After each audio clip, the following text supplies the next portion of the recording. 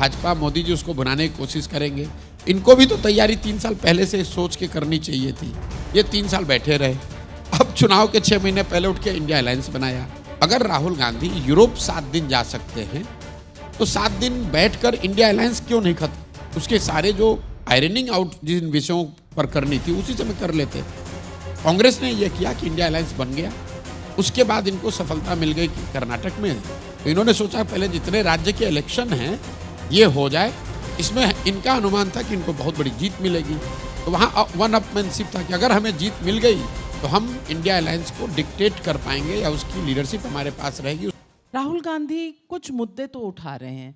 उनका कहना है, एक पत्रकार से उन्होंने पूछा कि आप कौन सी जाति से हैं, आर यू एन ओबीसी, आपका मालिक कौन सी जाति से है, आप दलित के बारे में क्या सोचते हैं, और ना कोई मालिक दलित है ओबीसी है। फिर वो अगर राम मंदिर का मुद्दा उठाते हैं तो उसमें कहते हैं कि वहाँ अडानी अंबानी जा रहे हैं, वहाँ ऐश्वर्या राय डांस कर रही हैं, वहाँ कोई दलित ओबीसी नहीं जा रहा। और वो ये भी कह रहे हैं कि आप लोग इस देश में जय श्री राम करते रहेंगे, आप लोग वोट कैसे देना है, मुद्दे कौन से उठाने हैं, ये आप में समर्थ नहीं है। ये जो एंगर है, ये जो गुस्सा है राहुल गांधी का, ये पब्लिक किस कॉन्टेक्स्ट में देखे? देखिए, हर आदमी का अपना तरीका है। अब उनकी टीम ने, उनके जो सलाहकार हैं या उनके जो जो भी पार्टी के लोग हैं, उन्होंने ये तय किया है कि इन बातों को वो उठाना चाहते हैं।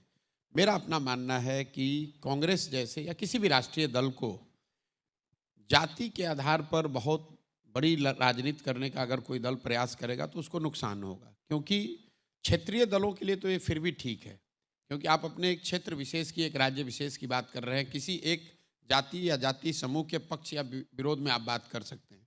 जब नेशनल पार्टियां, नेशनल लीडर्स जाति के आधार पर बात करना शुरू करेंगे तो उसमें इतने इनहेरेंट कॉन्ट्राडिक्शंस हैं कि संभव है कि कहीं पर ओबीसी आपके साथ है, कहीं पर ओबीसी आपके साथ नहीं है। लेकिन अगर आप नेशनल लीडर के तौर पे ये बात करना शुरू करेंगे तो कुछ जगह पे फायदा हो सकता है और कुछ जगह पे बहुत नुकसान भी हो सकता है।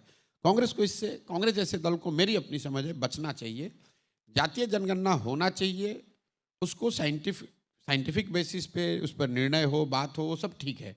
लेकिन उसको चुनाव का मुद्दा बना देना, कांग्रेस अगर उसको अपना सेंट्रल थीम, सेंट्रल मुद्दा बनाएगी तो उसको उसका नुकसान होगा।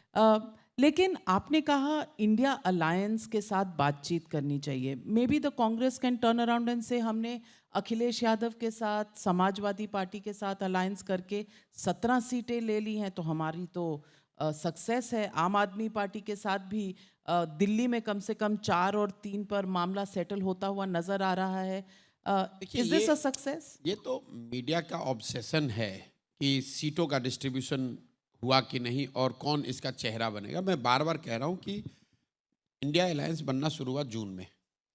सिर्फ दलों के और नेताओं के एक साथ बैठने से, एक साथ बैठकर चाय पीने से या स्टेटमेंट देने से कि हम लोग साथ में हैं और साथ में चुनाव लड़ना चाहते हैं, या उनके प्रेस वार्ता करने से पब्लिक पे कोई फर्क नहीं पड़ता है। पब्लिक पे फर्क तो तब पड़ेगा जब उस अलायंस का कोई नैरेटिव, कोई एजेंडा सामने आएगा जो कि पब्लिक का, जिससे सरोकार हो। What India alliance is trying to do is कि पहले लीडर्स को इकट्ठा कर लो, दलों को इकट्ठा कर लो और उसके बाद नैरेटिव बना लेंगे। तो वो मुझे लगता है कि it is like putting the cart before the horse.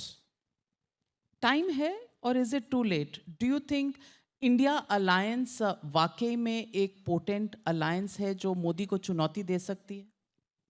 दे सकता था, लेकिन उन्होंने सही समय पर इसको बनाया नहीं, और जब बनाया उसके बाद जिस सिंसियरिटी से उस आइडिया पर, उस नैरेटिव पर काम होना चाहिए था, वो काम हुआ नहीं। इन्होंने बनाया जून 2023 में।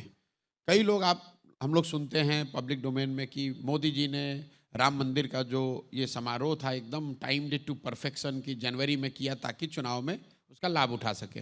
मान लीजिए कि इस बात को एक बार को सही मान ले कि चुनाव के लाभ के नज़रिए से ही ये पूरा मंदिर का काम किया गया, लेकिन ये वो कर इसलिए पाए कि 3 साल या 4 साल पहले उन्होंने ये सोचा होगा कि मंदिर का निर्माण इस गति से कराओ कि वो जनवरी 2024 में हम इसको कर पाए।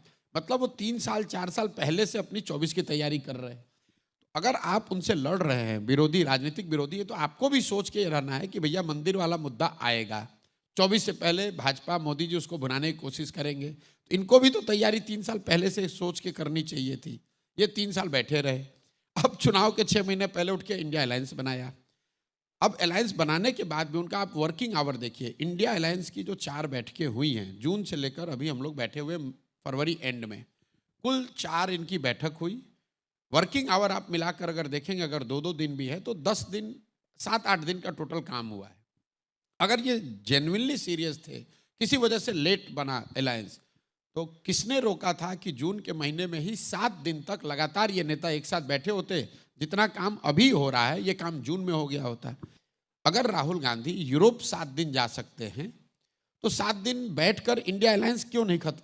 उसके सारे जो आयरनिंग आउट जिन विषयों पर करनी थी उसी समय कर लेते। कांग्रेस ने यह किया कि इंडिया अलायंस बन गया, उसके बाद इनको सफलता मिल गई कर्नाटक में, तो इन्होंने सोचा पहले जितने राज्य के इलेक्शन हैं ये हो जाए, इसमें इनका अनुमान था कि इनको बहुत बड़ी जीत मिलेगी, तो वहाँ वन अपमैनशिप था कि अगर हमें जीत मिल गई तो हम इंडिया अलायंस को डिक्टेट कर पाएंगे या उसकी लीडरशिप हमारे पास रहेगी, उसको हम अपने टर्म पर चला पाएंगे। इस चक्कर में जून से लेकर दिसंबर तक इन्होंने कुछ किया नहीं, जून में नतीजे उल्टे आ गए। अब जनवरी में ना माया मिली ना राम, समय भी हाथ से निकल गया, दूसरे आपकी बात सुन भी नहीं रहे और आपकी अपनी इलेक्टोरल हालत खराब हो गई। तो जब आपके एफर्ट में ईमानदारी नहीं होगा तो कहीं ना कहीं आपके साथ धोखा होगा ही होगा।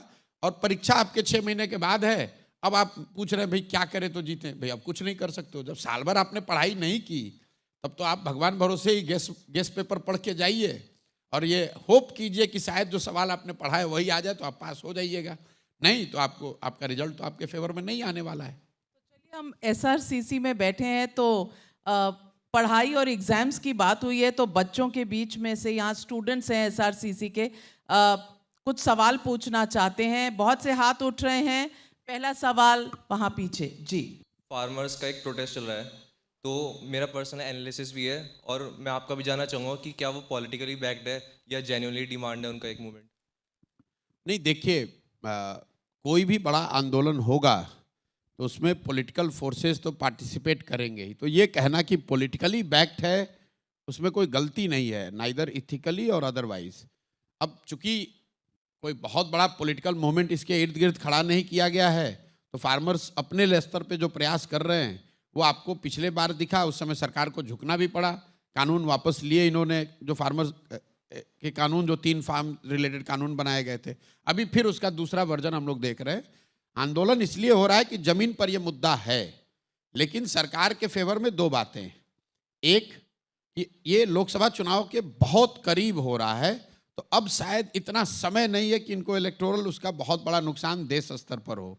और दूसरा, जो फार्मर प्रोटेस्ट कर रहे हैं अभी भी largely it is Punjab, Haryana और वेस्टर्न यूपी का फिनोमेना है, पैन इंडिया फिनोमेना नहीं बना है। सरकार के लिए ये चिंता का कारण है। जितना मीडिया दिखा रही है कि ये मुद्दा ही नहीं है, ऐसी बात नहीं है। सरकार में जो लोग बैठे हैं उनके हाथ पांव फूल रहे होंगे, ये उनके लिए अच्छे साइन नहीं है, जो अभी हो रहा है ये अच्छा साइन नहीं है।